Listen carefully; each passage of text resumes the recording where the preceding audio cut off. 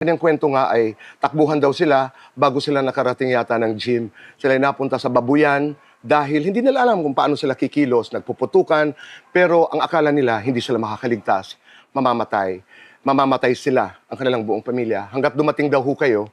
At nung pagdating, hindi na malilimutan yung pagharap mo sa kanila. Ikaw mismo, Manong Ariel, sabi mo sa kanila, sa kanya, kasi bata siya at naalala niya, ligtas na kayo, nandito na kami.